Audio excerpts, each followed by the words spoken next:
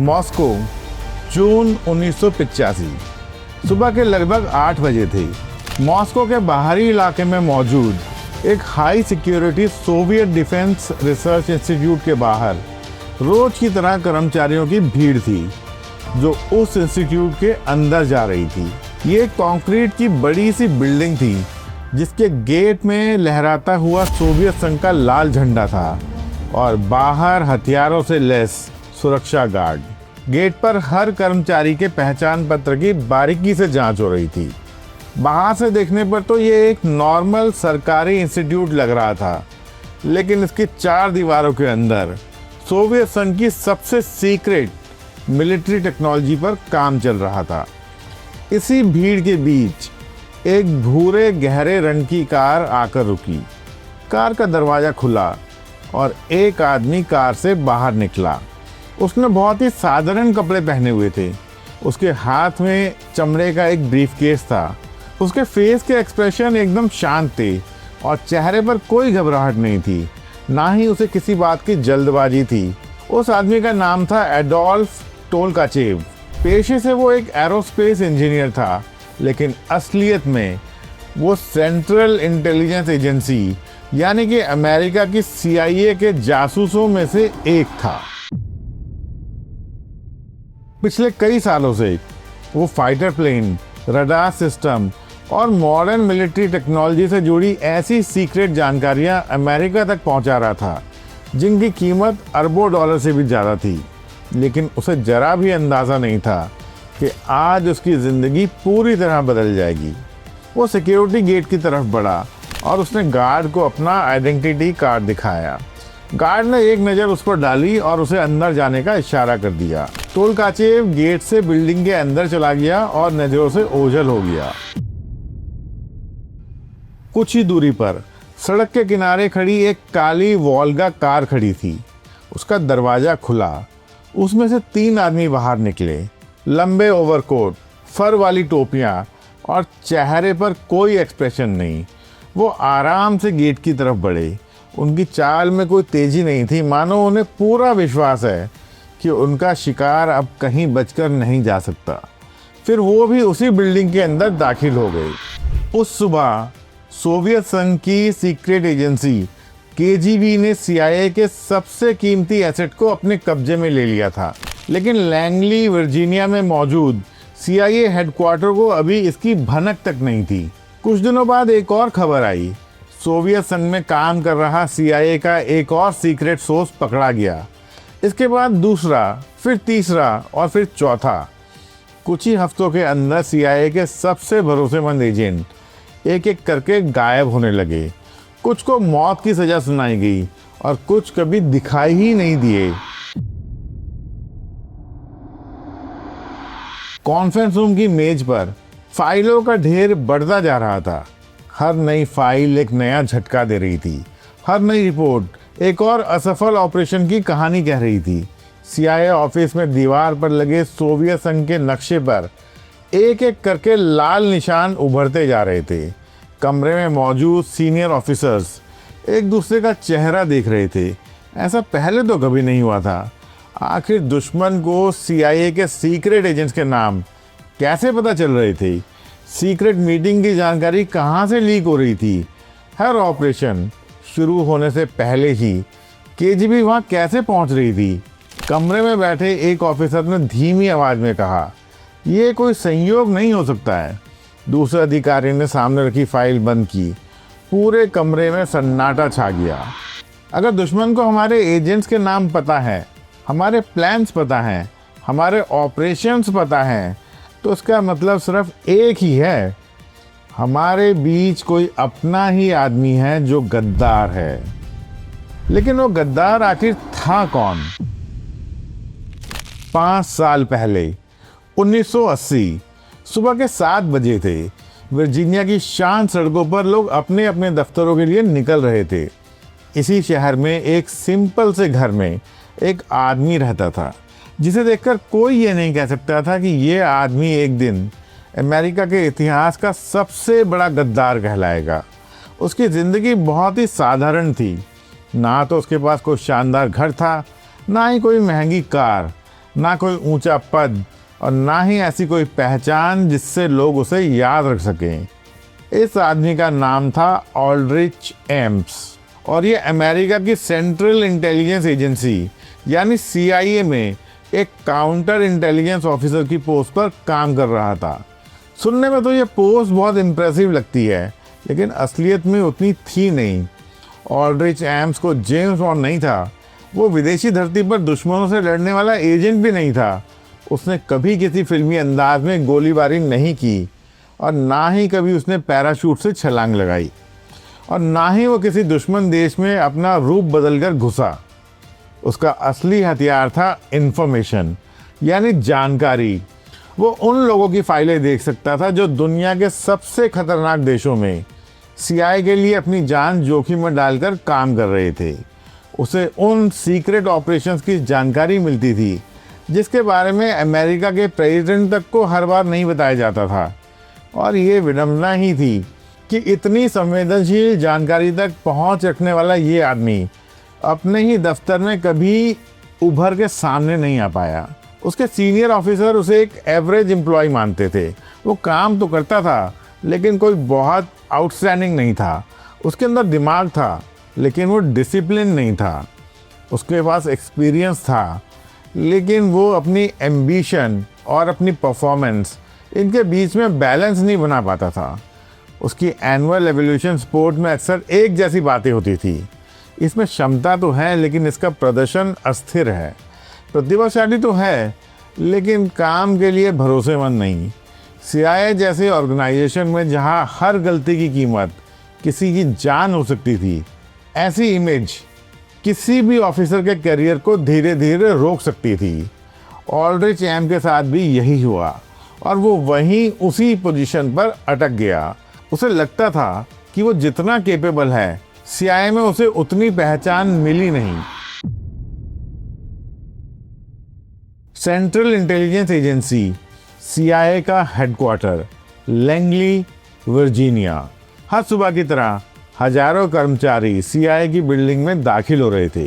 किसी के हाथों में सीक्रेट फाइल्स थी तो कोई रात भर सीक्रेट रिपोर्ट्स पढ़कर आ रहा था, तो कोई दुनिया के किसी कोने में चल रहे किसी गुप्त ऑपरेशन की तैयारी कर रहा था। ये वही जगह थी जहां लिए गए फैसले कई देशों की राजनीति बदल सकते थे। लेकिन इसी बिल्डिंग के एक साधारण से केबिन में बैठा ऑल्ड्रिच एम्स, उसका ज़्यादातर समय फाइलों के बीच में बीतता था। उसकी मेज पर दुनिया भर से आने वाली बहुत सारी सीक्रेट रिपोर्ट्स होती थी। कौन सा एजेंट किस देश में काम कर रहा है, किस सोर्स से क्या जानकारी मिल रही है, कौन सा ऑपरेशन सफल रहा, कहाँ खतरा बढ़ रहा है। यानी दुनिया के सबसे गोपनीय रहस्यों तक उसकी पहुँच थी। लेकिन उसकी अपनी ज़िंदगी हर दिन पहले से ज़्यादा उलझती जा रही थी। उसका करियर आगे नहीं बढ़ रहा था। जिस पोजीशन पर वो पहुंचना चाहता था वहाँ दूसरे लोग पहुंच रहे थे, प्रमोशन दूसरों को मिल रहे थे, इम्पॉर्टेंट जिम्मेदारियां दूसरों को दी जा रही थी और हर बार ऑल्ड्रिच एम्स के हिस्से आती थी निराशा। धीरे धीरे उसे लगने लगा कि CIA उसकी काबिलियत की कदर ही नहीं करती। उसकी ये भावना हर फील्ड अप्रेजल के बाद और गहरी होती चली गई। लेकिन करियर ही उसकी एकमात्र प्रॉब्लम नहीं थी। उसके घर की हालत भी बिगड़ चुकी थी। खर्चे आमदनी से कहीं ज़्यादा थे। क्रेडिट कार्ड का कर्जा बढ़ता जा रहा था। बैंक का बैलेंस लगातार घट रहा था। हर महीने सैलरी आने से पहले ही उसका हिसाब खत्म हो जाता था। CIA का अधिकारी होने के बावजूद वो आर्थिक तंगी से जूझ रहा था और यही बात उसे अंदर ही अंदर तोड़े जा रही थी। इसी दौरान उसकी ज़िंदगी में एक और बदलाव आया। उसकी मुलाकात मारिया डेल रोज़ारियो से हुई। उसके दोस्त उसे रोज़ारियो कहकर बुलाते थे। रोज़ारियो बहुत ही आकर्षक थी, बहुत ही कॉन्फिडेंट थी और हाई लाइफस्टाइल जीने की आदी थी। ऑल्ड्रिच एम्स उससे बहुत बुरी तरह से प्रभावित हो गया। धीरे धीरे उनका ये रिलेशनशिप सीरियस हो गया। लेकिन इस रिश्ते के साथ उसके खर्चे भी तेज़ी से बढ़ने लगे। महंगे महंगे रेस्टोरेंट्स, फॉरेन ट्रिप, गिफ्ट और एक ऐसी लाइफस्टाइल जिसे उसकी सरकारी तनख्वाह कभी भी संभाल नहीं सकती थी। अब पहली बार ऑल्ड्रिच एम्स के सामने एक खतरनाक सवाल खड़ा था।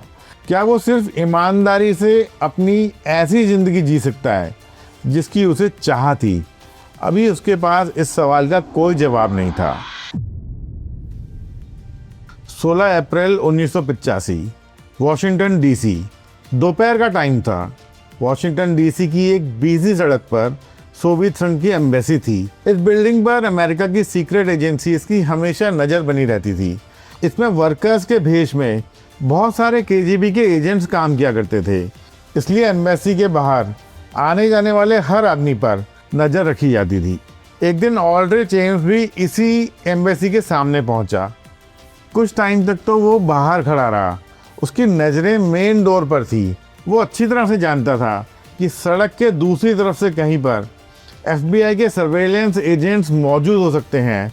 कोई कैमरा उसकी फ़ोटो ले सकता है या कोई उसकी कार का नंबर नोट कर सकता है, और अगर वो पकड़ा गया तो उसका करियर ही नहीं बल्कि उसकी पूरी ज़िंदगी ख़त्म हो सकती थी। लेकिन फिर भी उसने अंदर जाने का मन बना लिया। वो धीरे धीरे गेट की तरफ बढ़ा और सोवियत दूतावास के अंदर दाखिल हो गया। जब वो अंदर रिसेप्शन पर पहुंचा तो रिसेप्शन पर बैठा सोवियत ऑफिसर अचानक अपने सामने एक अमेरिकन को देखकर थोड़ा सा चौंक गया। ऑल्ड्रिच एम्स ने अपने कोट के अंदर हाथ डाला और एक बंद लिफाफा बाहर निकाला। फिर उसने वो लिफाफा रिसेप्शन डेस्क पर रख दिया और एक नाम लिया, सर्गेई च्वाखिन। च्वाखिन सोवियत दूतावास में काम करने वाला एक ऑफिसर था। एम्स उसे पहले भी मिल चुका था। CIA के हिसाब से एम्स उसके कांटेक्ट में था, क्योंकि CIA चाहती थी कि ऑल्ड्रिच च्वाखिन को CIA के लिए रिक्रूट करने की कोशिश करे। लेकिन आज खेल पूरी तरह से उलट गया था। जिस रशियन ऑफिसर को ऑल्ड्रिच CIA के लिए रिक्रूट करने वाला था, आज उसी के जरिए वो खुद KGB तक पहुंचना चाहता था। रिसेप्शन पर मौजूद अधिकारी ने लिफाफा उठा लिया।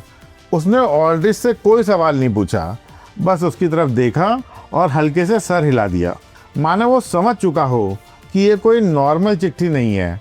कुछ देर बाद सर्गेई च्वाखिन वहाँ पहुँचा। दोनों के बीच एक छोटी सी बात हुई। ना कोई लंबी मीटिंग, ना किसी अंधेरे कमरे में पूछताछ, और ना ही कोई ड्रामेटिक नेगोशिएशन। ऑल्ड्रिच बस अपना मैसेज देकर वहाँ से निकल गया। लेकिन उस लिफाफे के अंदर जो था वो उसकी अमेरिका के खिलाफ पहली गद्दारी थी। उसने सोवियत ऑफिसर्स को CIA के लिए काम कर रहे 2 लोगों से जुड़ी जानकारी दी थी। एम्स को लगता था कि ये जानकारी बहुत ज़्यादा इम्पोर्टेंट नहीं है। वो शुरुआत में KGB को अमेरिका के सबसे बड़े राज नहीं देना चाहता था। उसका मकसद सिर्फ इतना था कि वो साबित कर सके कि वो सचमुच CIA के अंदर काम करता है और उसके पास सीक्रेट इन्फॉर्मेशन तक की पहुंच है। लेकिन आज की इन्फॉर्मेशन के बदले उसने एक बहुत बड़ी कीमत मांगी थी, $50,000। उसमें $50,000 ऑल्ड्रिच की 1 साल की सैलरी के बराबर थे। इतने पैसों से तो वो अपना पूरा कर्जा चुका सकता था, अपनी फाइनेंशियल प्रॉब्लम ख़त्म कर सकता था और रोजारियो के साथ वैसी ज़िंदगी जी सकता था जिसकी उसे चाह थी। ऑल्ड्रिच ने सोचा कि शायद वो 1-2 बार ऐसा करेगा, थोड़े से पैसे कमाएगा और अपना कर्जा उतार देगा। उसके बाद ये सब बंद कर देगा। लेकिन जासूसी की दुनिया में एक बार दुश्मन के सामने अपना दरवाज़ा खोल देने के बाद उसे दोबारा बंद करना इतना आसान नहीं होता। अगले कुछ दिनों तक ऑल्ड्रिच जवाब का इंतज़ार करता रहा। उसे ये भी नहीं पता था कि KGB उसकी पेशकश पर विश्वास करेगी या नहीं। कहीं सोवियत ऑफिसर्स ने उसके लिफाफे को कोई ट्रैप तो नहीं समझ लिया। कहीं CIA या FBI को उसकी रशियन एम्बेसी की विजिट की जानकारी तो नहीं मिल गई। हर बार ऑफिस का फ़ोन बजता तो एक पल के लिए उसकी धड़कन तेज हो जाती। जब भी कोई सीनियर ऑफिसर उसके केबिन के पास रुकता तो उसे लगता कि शायद उसका राज खुल गया है। लेकिन ना FBI उसके घर पहुंची, ना CIA ने उससे कोई सवाल पूछा। कुछ टाइम बाद सोवियत अधिकारियों की तरफ से जवाब आया। KGB को उसके ऊपर विश्वास हो चुका था और फिर ऑल्ड्रिच को उसके पहले सौदे की रकम दे दी गई, कैश में पूरे $50,000। ऑल्ड्रिच ने पहली बार वो पैसे ले लिए। अब उसके सामने 2 रास्ते थे। वो ये रकम लेकर वहीं रुक सकता था और दोबारा KGB से संपर्क नहीं करता, या फिर वो उन लोगों के नाम भेज सकता था जिनकी फाइलें हर दिन उसकी टेबल पर आती थी। ऐसे लोग जो सोवियत संघ के अंदर रहकर अमेरिका के लिए अपनी जान जोखिम में डाल रहे थे। इतने पैसे मिलने के बाद ऑल्ड्रिच की ज़िंदगी बदल चुकी थी। उसे समझ में आ गया था कि उसके पास ऐसी चीज़ थी जिसकी कीमत दुनिया का कोई भी देश चुका सकता था, और वो चीज़ थी CIA के सीक्रेट एजेंट्स की पहचान। कुछ दिनों बाद ऑल्ड्रिच एम्स की एक KGB ऑफिसर से एक और मुलाकात हुई। इस बार वो पहले से भी कहीं ज़्यादा तैयार होकर गया था। उसके पास सिर्फ एक लिफाफा नहीं था, उसके पास CIA के सबसे सेंसिटिव सीक्रेट्स का खजाना था। उसने एक एक करके उन लोगों के नाम बताने शुरू किए जो सालों से सोवियत संघ के अंदर रहकर अमेरिका के लिए जासूसी कर रहे थे। ऐसे लोग जिन्होंने अपनी जान दांव पर लगाकर CIA का भरोसा जीता था। उन लोगों ने कभी ये अंदाज़ा भी नहीं लगाया था कि उनका सबसे बड़ा दुश्मन मॉस्को में नहीं है, बल्कि लैंगली के अंदर बैठा है। KGB के ऑफिसर्स ऑल्ड्रिच की बात चुपचाप सुनते रहे। हर नया नाम उनके लिए किसी सोने की खान से कम नहीं था। उन्हें यकीन ही नहीं हो रहा था कि CIA का एक ऑफिसर इतनी आसानी से अपनी ही एजेंसी की रीढ़ तोड़ रहा था। ऑल्ड्रिच बोलता गया और KGB लिखती गई।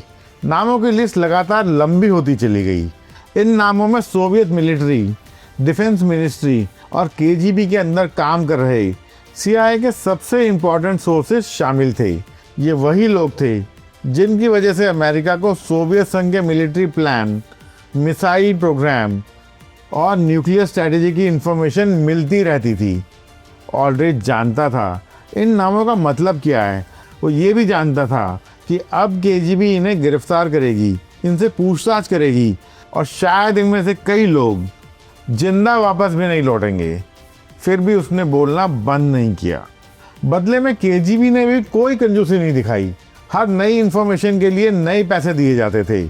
कुछ ही महीनों में लोगों ने ऑल्ड्रिच के अंदर बदलाव देखना शुरू कर दिया। जो आदमी कुछ टाइम पहले तक पैसों की तंगी से जूझ रहा था, अब वो बिना किसी चिंता के महंगे रेस्टोरेंट में दिखाई देने लगा। उसके कपड़े बदल गए, उसकी लाइफस्टाइल बदल गई। सबसे बड़ी बात, उसके पास अब पैसों की कोई कमी दिखाई नहीं देती थी। लेकिन CIA के अंदर किसी ने ये सवाल नहीं पूछा कि एक गवर्नमेंट ऑफिसर की ज़िंदगी अचानक इतनी रईस कैसे हो गई। उधर सोवियत संघ में गिरफ्तारियों का सिलसिला जारी था। एक के बाद एक कई एजेंट गिरफ्तार हुए। हर गिरफ्तारी के साथ CIA का एक ऑपरेशन खत्म हो जाता। लैंगली में बैठे अधिकारी अब भी यही समझ रहे थे कि कहीं ना कहीं उनकी ऑपरेशनल प्लानिंग में कोई बड़ी कमी है, लेकिन सच्चाई उनकी आंखों के सामने बैठी थी।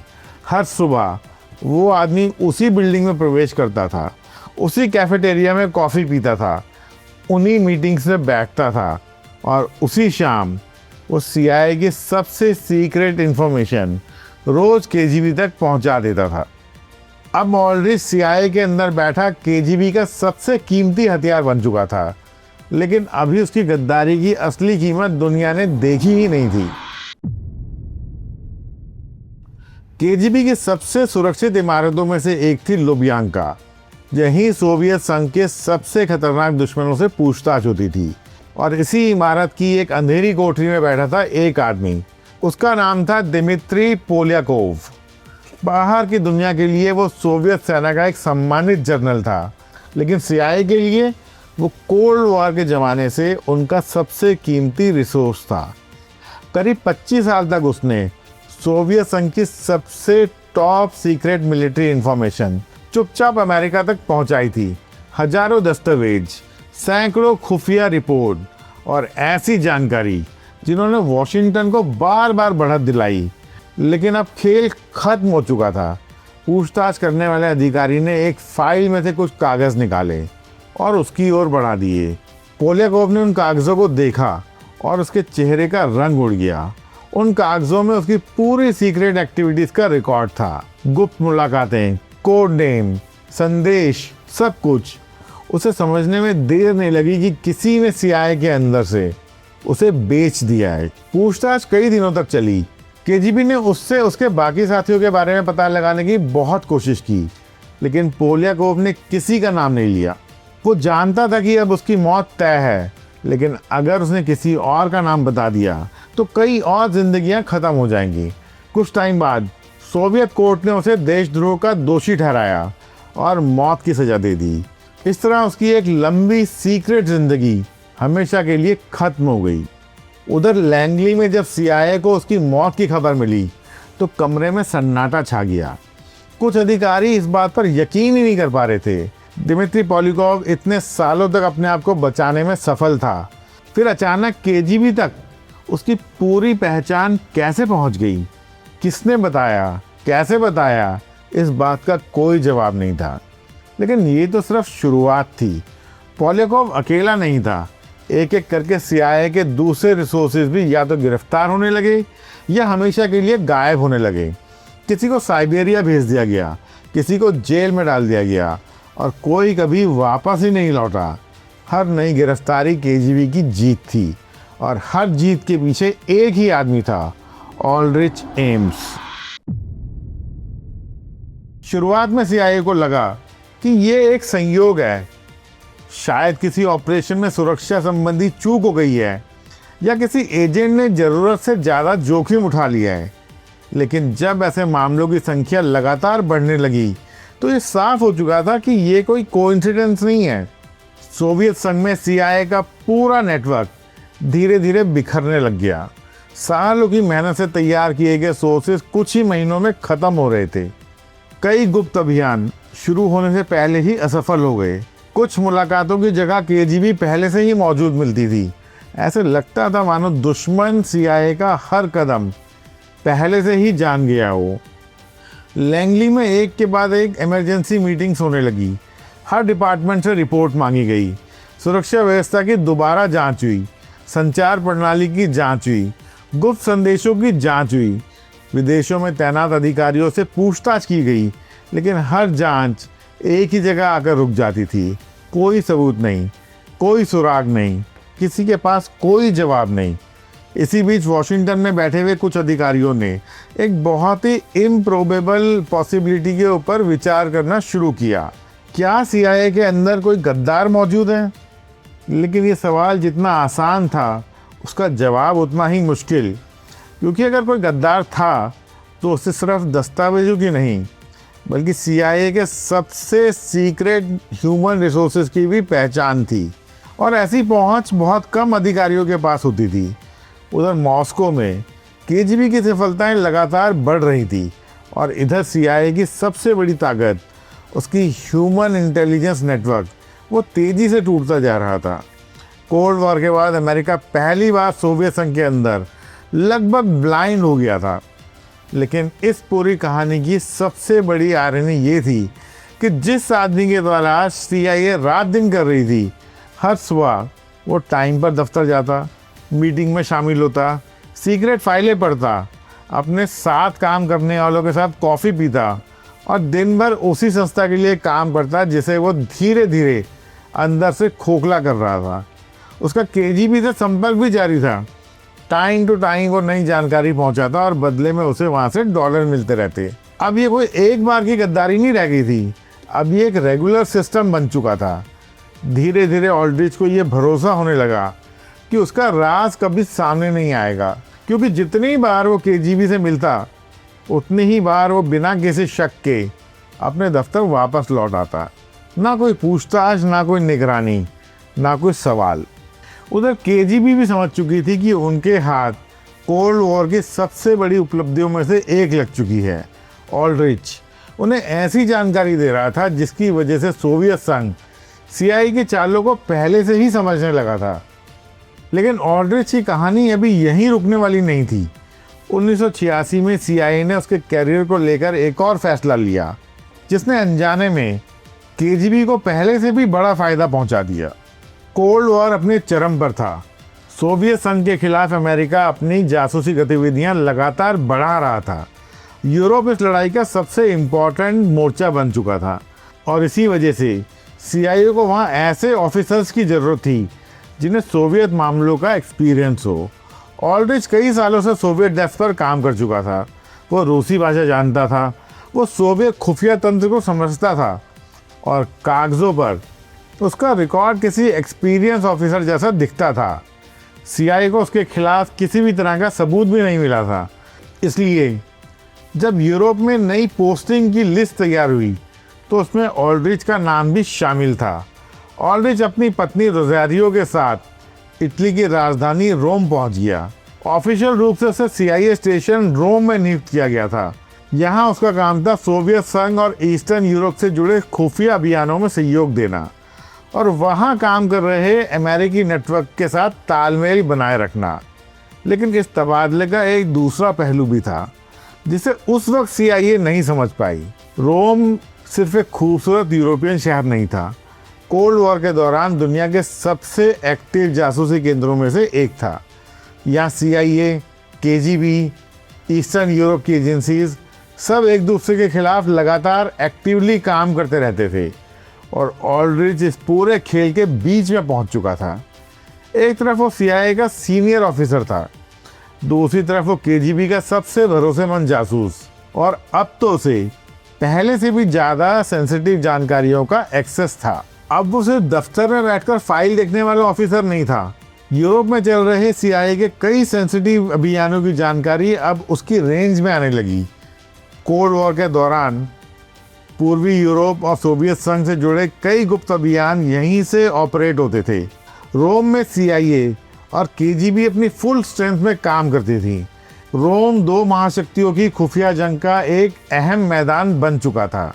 लेकिन सीआईए को ये नहीं पता था कि जिस ऑफिसर पे उन्होंने भरोसा किया है वो अब उसी जानकारी का एक इम्पॉर्टेंट हिस्सा चुपचाप केजीबी तक पहुंचा रहा है।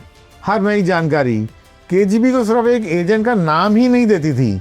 इस सब जानकारी से अब केजीबी को ये समझ में आने लग गया था कि सीआईए किस तरह लोगों से संपर्क करती है, किन देशों को इम्पोर्टेंस देती है, कौन सी रणनीति अपनाती है और किन अधिकारियों को सबसे ज़्यादा इम्पोर्टेंस देती है। यानी अब नुकसान सिर्फ कुछ लोगों तक सीमित नहीं रह गया था। धीरे धीरे सीआईए के काम करने का तरीका भी केजीबी की समझ में आने लगा था। ईस्टर्न यूरोप में सीआईए के कई प्रयास अचानक असफल होने लगे। कुछ संभावित सोर्सेज आखिरी समय पर पीछे हट गए, कुछ मुलाकातें रद्द करनी पड़ी और कुछ अभियान शुरू होने से पहले ही ख़त्म हो गए। लेकिन इन असफलताओं को उस समय कोई भी एल्ड्रिच से जोड़कर नहीं देख पाया। वो अब भी सीआईए का एक सम्मानित ऑफिसर था। उसे सीक्रेट मीटिंग से बुलाया जाता था, सेंसिटिव डॉक्यूमेंट दिखाए जाते थे और उस पर भरोसा करके नई योजनाएं बनाई जाती थी। विडंबना ये थी कि जिन योजनाओं को बनाने में सीआईए के अधिकारी दिन रात मेहनत कर रहे थे, उनमें से कई योजनाएं कुछ ही टाइम बाद केजीबी की मेज पर पहुंच जाती थी। अब ये सिर्फ एक गद्दार की कहानी नहीं रह गई थी, ये दुनिया की दो सबसे बड़ी खुफिया एजेंसीज के बीच चल रही उस जंग की कहानी बन चुकी थी जिसमें एक आदमी पूरा संतुलन बदल रहा था। लेकिन हर गद्दारी अपने पीछे कुछ निशान छोड़ जाती है जो देर सवेर किसी की नज़र में आ ही जाते हैं। रोम में अपनी नियुक्ति पूरी करने के बाद ऑल्ड्रिच वापस अमेरिका लौट आया। उसे सीआईए के काउंटर इंटेलिजेंस सेंटर में अपॉइंट किया गया। ये वही डिपार्टमेंट था जिसका काम दुश्मन देशों के जासूसों को पहचानना, उनके अभियानों को रोकना और सीआईए के अंदर संभावित घुसपैठ का पता लगाना था। अब आप इस बात की विडंबना देखिए, सीआईए के अंदर बैठा सोवियत संघ का सबसे बड़ा जासूस अब उस डिपार्टमेंट में काम कर रहा था जिसे उसके ही जैसे जासूसों को पकड़ना था। उधर सीआईए अपने खोए हुए एजेंटों का रहस्य अभी तक सुलझा नहीं पाई थी। सोवियत संघ में उसके कई इंपॉर्टेंट सोर्सेज अब खत्म हो चुके थे, कई ऑपरेशन बर्बाद हो चुके थे और सालों की जांच के बाद भी ये साबित ही नहीं हो पा रहा था कि जानकारी आखिर बाहर कैसे जा रही है। जांच का हर रास्ता कुछ दूर जाकर बंद हो जाता था। फाइनली सीआईए के अंदर कुछ एक्सपीरियंस ऑफिसर्स की एक छोटी सी टीम को ये जिम्मेदारी दी गई कि वो पूरे मामले को शुरू से देखें। इस टीम में शामिल थी जीन वर्टफ्यूल। वो सोवियत मामलों का लंबा अनुभव रखती थी। उनके सामने चुनौती बहुत बड़ी थी। उनके पास कोई तस्वीर नहीं थी, कोई रिकॉर्डिंग नहीं थी, कोई ऐसा दस्तावेज नहीं था जिस पर गद्दार का नाम लिखा हो। उनके पास केवल एक के बाद एक ख़त्म हुए ऑपरेशंस की लिस्ट थी और उन लोगों के नाम जो अब तक या तो जेल में थे या मारे जा चुके थे। टीम ने उन सब ऑफिसर्स की लिस्ट बनानी शुरू की जिनके पास पकड़े गए एजेंट्स की पहचान की जानकारी हो सकती थी। कौन किस डिपार्टमेंट में काम करता था, किस ऑफिसर ने कौन सी फाइल देखी, किसे किन गुप्त अभियानों की जानकारी थी, और ऐसा कौन सा व्यक्ति था जो अलग अलग मामलों को जोड़ने वाली हर जानकारी तक पहुंच सकता था। शक के घेरे में कई नाम आए। कुछ अधिकारियों की जांच भी हुई, कुछ पुराने मामलों को दोबारा खोला गया। किसी पर पर्सनल कारणों से शक हुआ तो किसी पर विदेशी संपर्कों के कारण। लेकिन एल्ड्रिच पर उनका शक अब भी नहीं गया था, क्योंकि दफ्तर में उसकी पर्सनैलिटी किसी खतरनाक गद्दार जैसी दिखती ही नहीं थी।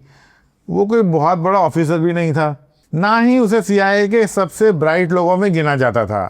वो शांत था, नॉर्मल सा साधारण सा इंसान था और सालों से इस सिस्टम का हिस्सा था, और शायद यही उसकी सबसे मजबूत ढाल भी थी।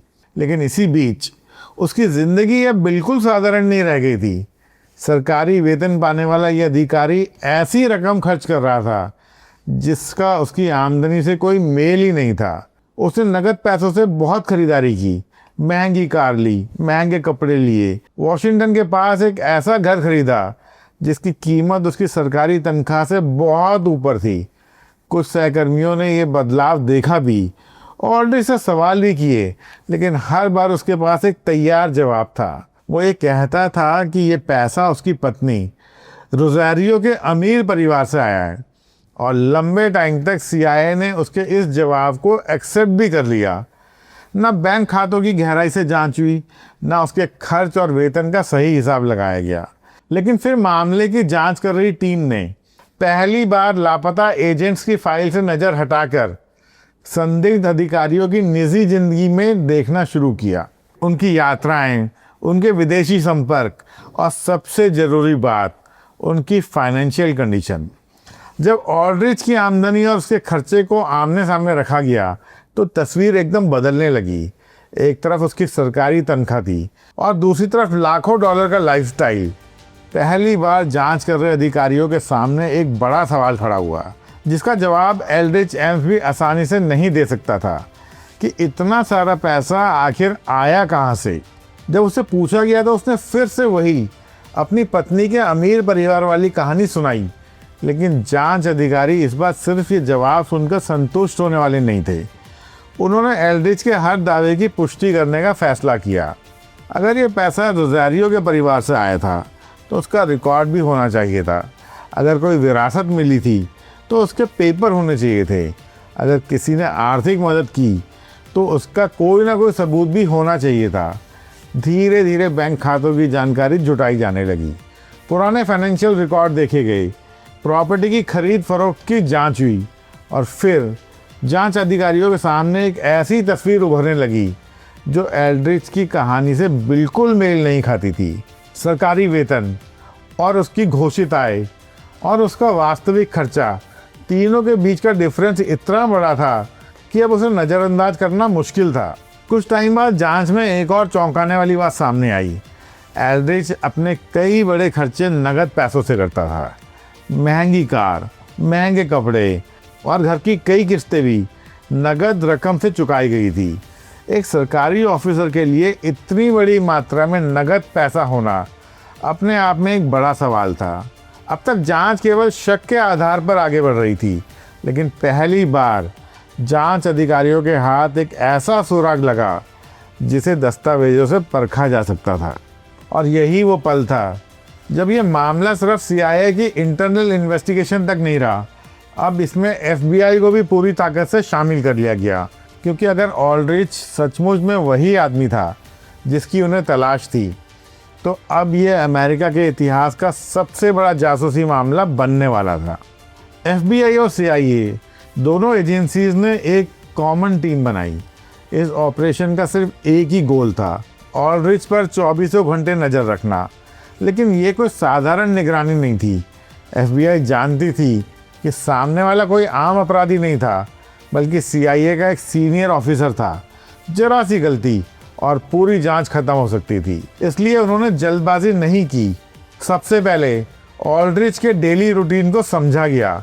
वो सुबह कितने बजे घर से निकलता है, किस रास्ते से दफ्तर जाता है, किन लोगों से मिलता है, कहाँ खाना खाता है, शाम को कहाँ जाता है, और छोटी से छोटी बात चुपचाप नोट की जाने लगी।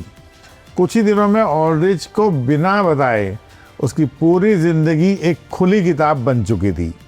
उसके घर के बाहर निगरानी शुरू हो चुकी थी, उसकी कार पर नज़र रखी जा चुकी थी। जब वो दफ्तर जाता तो एक टीम उसका पीछा करती, जब वो घर लौटता तो दूसरी टीम उसकी निगरानी संभाल लेती। उसे ज़रा भी अंदाज़ा नहीं था कि अब उसका लगभग हर कदम रिकॉर्ड किया जा रहा है।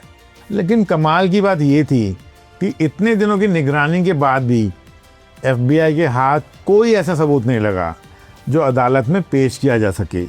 ना तो कोई सीक्रेट मीटिंग, ना कोई डॉक्यूमेंट, ना ही कोई पैसे का लेन देन। ऐसा लगने लगा मानो एल्ड्रिच हर बार जांच एजेंसियों से एक कदम आगे चल रहा हो।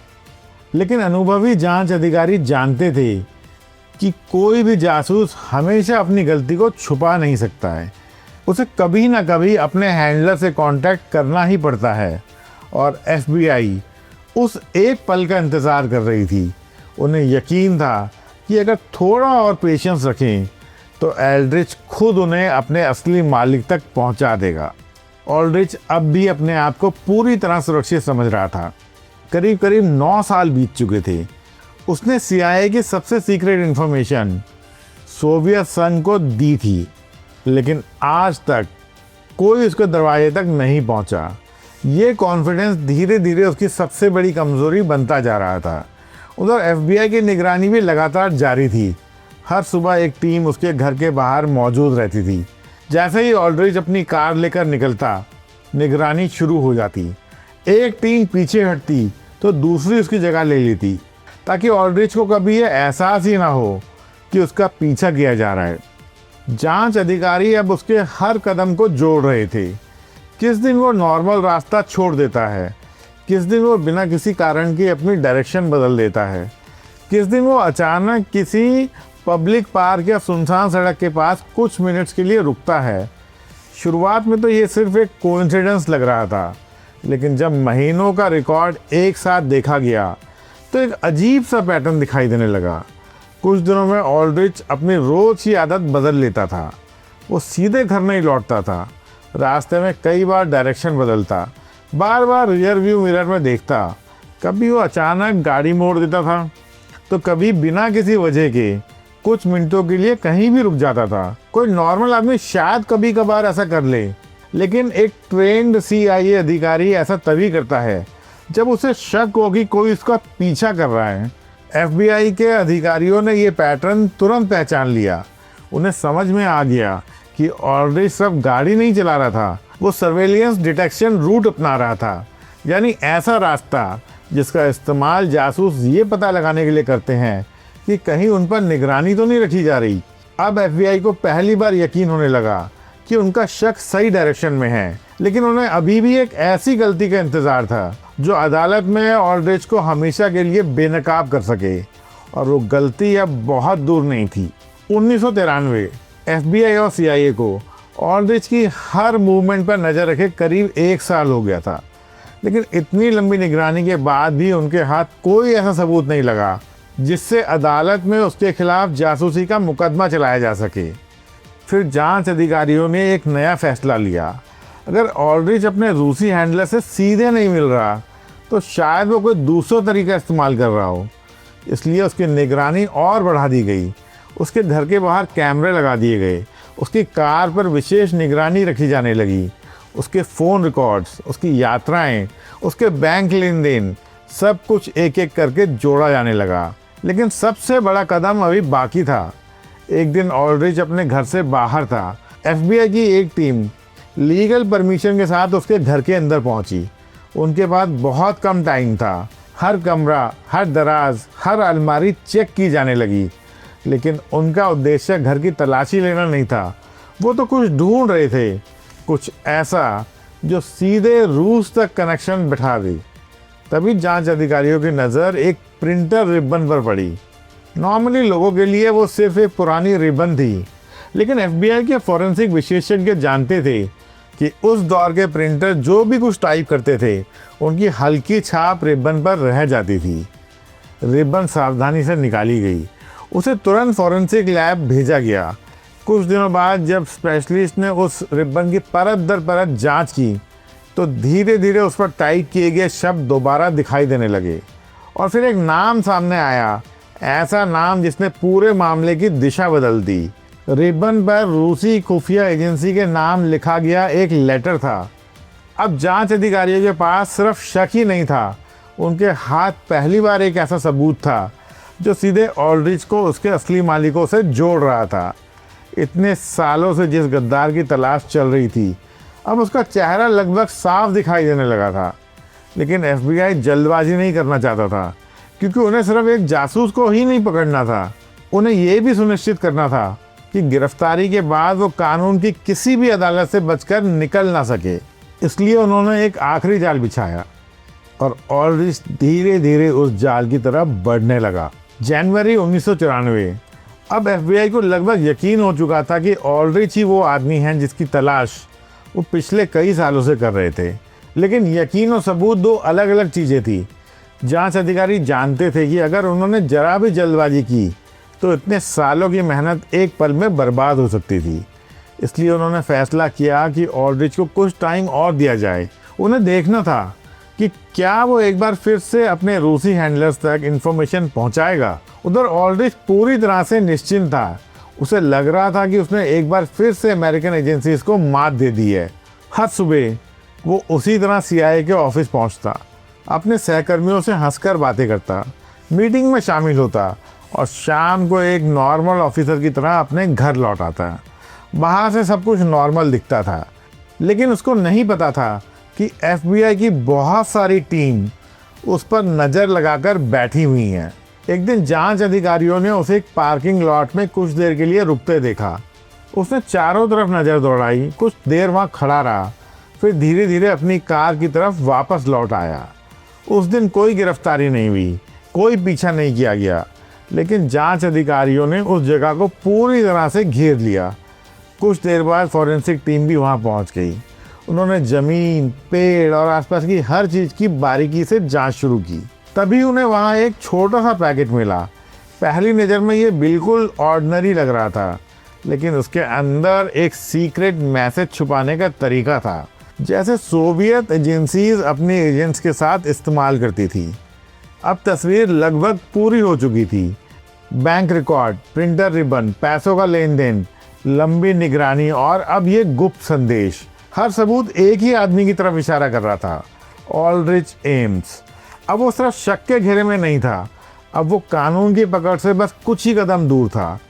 FBI ने उसी रात एक फाइनल मीटिंग बुलाई। कमरे में मौजूद हर अधिकारी जानता था कि अगले कुछ दिनों में वो अमेरिका के इतिहास के सबसे बड़े जासूसी मामले का अंत करने वाले हैं। आखिरकार तारीख तय हो गई, प्लान तैयार हो गया, अब सिर्फ सही वक्त का इंतजार था। 21 जनवरी 1994 सोमवार की सुबह वॉशिंगटन की सड़कें रोज की तरह लोगों से भरने लगी थी। हजारों लोग अपने अपने दफ्तर की तरफ जा रहे थे। ऑल्ड्रिच एम्स भी सुबह हमेशा की तरह अपने घर से निकला। साथ में उसकी पत्नी रोज़ारियो भी थी। दोनों अपनी कार में बैठे और घर से बाहर निकल गए। सब कुछ नॉर्मल ही लग रहा था, लेकिन कुछ ही दूरी पर FBI की कई टीम्स पहले से ही तैयार थी। हर टीम को अपनी अपनी जिम्मेदारी दी जा चुकी थी। किसे सड़क रोकनी है, किसे कार तक पहुंचना है, किसको हथकड़ी लगानी है और किसे उसी समय एम्स के घर की तलाशी शुरू करनी है। कई महीनों की योजना अब कुछ ही सेकंड में पूरी होने वाली थी। जैसे ही ऑल्ड्रिच की कार अपने तय स्थान पर पहुंची, अचानक चारों तरफ से गाड़ियां आकर रुक गई। FBI एजेंट तेजी से बाहर निकले। कुछ ही मिनटों में उन्होंने कार को पूरी तरह घेर लिया। ऑल्ड्रिच कुछ समझ पाता उससे पहले ही एक एजेंट ने दरवाज़ा खोला और कहा, FBI बाहर आइए। कुछ सेकंड के लिए समय जैसे रुक गया। करीब 9 साल तक दुनिया की सबसे ताकतवर खुफिया एजेंसी को धोखा देने वाला आदमी आज कानून के घेरे में खड़ा था। ऑल्ड्रिच ने कोई विरोध नहीं किया, ना ही भागने की कोशिश की, ना ही बहस। वो चुपचाप कार से बाहर उतर गया। FBI एजेंट्स ने उसके हाथ में हथकड़ी लगा दी। उसी समय रोज़ारियो को भी अलग हिरासत में ले लिया गया। दोनों को अलग अलग गाड़ियों में बैठाकर पूछताछ के लिए ले जाया गया। उधर दूसरी टीम ऑल्ड्रिच के घर पहुंच चुकी थी। तलाशी शुरू हुई। बैंक रिकॉर्ड्स मिले, नकदी मिली, महंगी घड़ियां मिली, कीमती सामान और ऐसे ऐसे डॉक्यूमेंट मिले जो उसकी डिक्लेयर्ड इनकम से कहीं ज़्यादा वेल्थ की कहानी बता रहे थे। लेकिन सबसे बड़ा सबूत तो पहले ही FBI के हाथ लग चुका था। ये तो सिर्फ औपचारिक कार्रवाई थी। पूछताछ शुरू हुई। सामने सालों की जांच से जुटाए गए सबूत रखे गए। Bank records, secret letters, forensic report, financial लेन देन, निगरानी के रिकॉर्ड, एक एक करके हर कड़ी ऑल्ड्रिच के सामने रखी गई। अब उसके पास बच निकलने का कोई रास्ता नहीं था। आखिरकार ऑल्ड्रिच ने अपना जुर्म मान लिया। उसने मान लिया कि वो करीब 9 सालों तक सोवियत संघ और बाद में रूस के लिए जासूसी कर रहा था और उसी की वजह से CIA के अनेक सीक्रेट एजेंट्स बेनकाब हो गए। कुछ को लंबी कैद मिली और कई अपनी जान से हाथ धो बैठे। जिस आदमी ने दुनिया की सबसे ताकतवर एजेंसी को लगभग 1 दशक तक अंधेरे में रखा, उसकी कहानी आखिरकार यहीं आकर ख़त्म हुई। लेकिन गद्दारी के जख्म CIA के लिए कई सालों तक भरने नहीं वाले थे। ऑल्ड्रिच एम्स की गिरफ्तारी के कुछ महीनों बाद अमेरिका की अदालत में उस पर मुकदमा शुरू हुआ। लेकिन ये मुकदमा ज़्यादा लंबा नहीं चला क्योंकि उसके खिलाफ सबूत इतने मजबूत थे कि बच निकलने की कोई संभावना ही नहीं थी। उसे बिना पैरोल के उम्र कैद की सज़ा हुई, यानी ज़िंदगी की आखिरी सांस तक वो जेल की सलाखों के पीछे होगा। उसकी पत्नी ने भी षड्यंत्र और टैक्स से जुड़े आरोपों को मान लिया। उसे भी कई साल की जेल की सज़ा सुनाई गई। इस घटना के बाद CIA के अंदर का सिस्टम पूरी तरह से बदल दिया गया। सीक्रेट इन्फॉर्मेशन आपस में कैसे शेयर करनी है, क्या प्रोटोकॉल होने चाहिए, क्या सिक्योरिटी सिस्टम होने चाहिए, सब कुछ नए सिरे से किया गया। जांच एजेंसीज का अनुमान था कि ऑल्ड्रिच ने सोवियत संघ से करीब $25 लाख से भी ज़्यादा की रकम प्राप्त की थी। उस दौर में किसी अमेरिकी जासूस को मिली ये सबसे बड़ी रकमों में से एक थी। लेकिन इतिहास ने ऑल्ड्रिच को उसकी दौलत के लिए याद नहीं किया। लोगों ने उसे याद रखा उस भरोसे को बेचने के लिए जो उस पर अमेरिका ने किया था। वो CIA का ऑफिसर था।